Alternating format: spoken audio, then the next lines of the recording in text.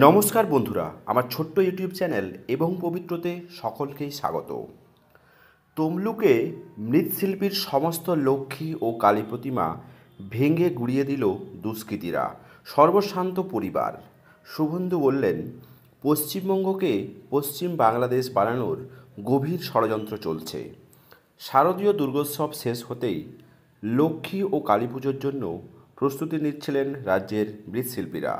বিশেষ করে মাত্র 3 দিন পরেই লক্ষ্মী পুজো, তাই বায়না করা মূর্তির নির্দিষ্ট সময়ের মধ্যে পুজো উদ্যোক্তাদের হাতে তুলে দেওয়ার জন্য চরম ব্যস্ততা আছেন তারা।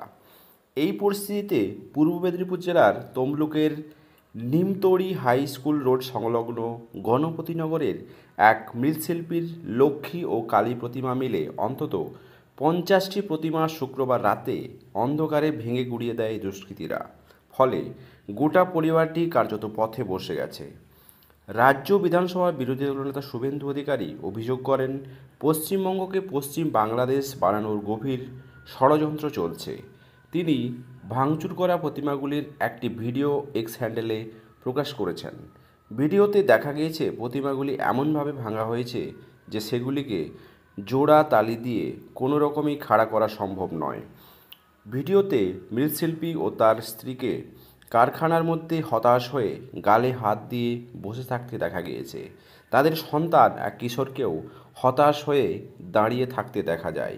শুভেন্দুর অধিকারীর ঘটনার তীব্র নিন্দা জানিয়ে লিখেছেন, তমলুকের গণপতিনগরের শিল্পায়নের একাধিক প্রতিমা ভেঙে দিল দুষ্কৃতীরা।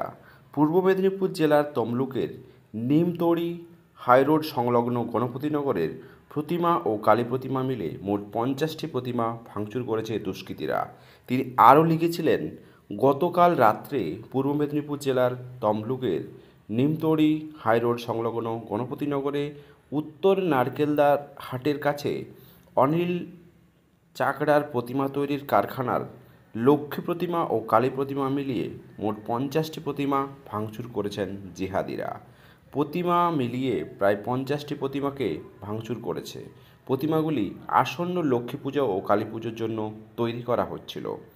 পশ্চিমবঙ্গ সরকারকে তুলোধনা করে শুভেন্দু অধিকারীর দ্বারা এই রকম মূর্তি ভাঙচুরের ঘটনা রাজ্যবাসী দেখেছে।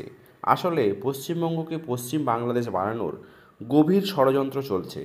রাজ্য সরকার 30% ভোট নিশ্চিত করার জন্যই এই সব দেখেও চোখ বুজে রয়েছে, কারণ ভোট বড় বালায়।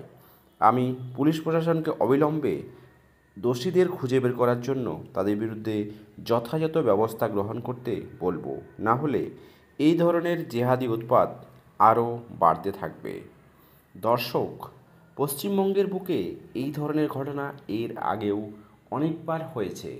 এই ঘটনা প্রসঙ্গে ঠিক কালী পুজোর আগে একজন হিন্দু হিসাবে যিনি তার রুজি রোজগারের দায়িত্ব নিয়েছেন শিল্পী সত্তা দিয়ে প্রতিমা গড়ার কাজে, এবং সেই প্রতিমা যদি কেউ এই মতো অবস্থায় ভেঙে দেয় তাহলে তার পরিবার সত্যিকারই পথে বসবে।